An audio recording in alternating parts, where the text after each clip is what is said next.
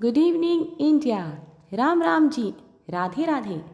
मैं अर्चना फिर आ गई हूँ आप सबके साथ एक कहानी शेयर करने के लिए।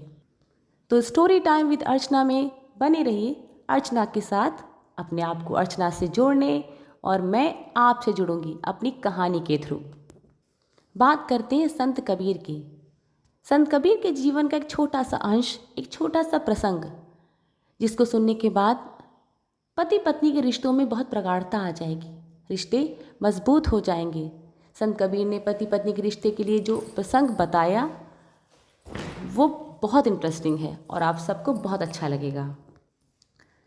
एक बार की बात है, एक व्यक्ति संत कबीर के पास पहुंचा और उनसे प्रश्न करने लगा कि गुरु, सुखी दाम्पत्य जीवन का रहस्य क्या है?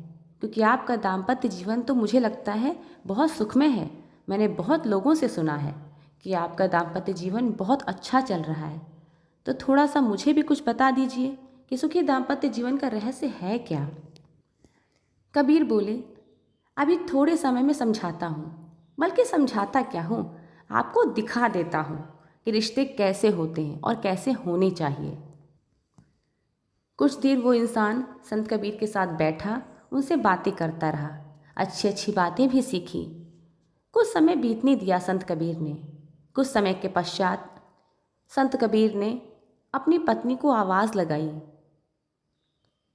उनकी पत्नी आई तो कबीरदास ने कहा, यहाँ बड़ा अंधेरा है, ज़रा दीपक तो रख जाओ।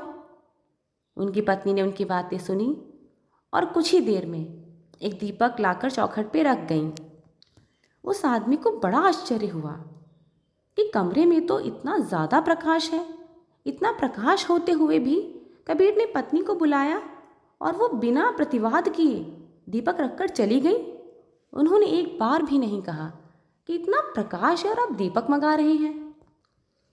लेकिन उस व्यक्ति ने ये बात अपने मन में रखी, संत कबीर से नहीं कहा और देखता गया कि आगे क्या होने वाला है।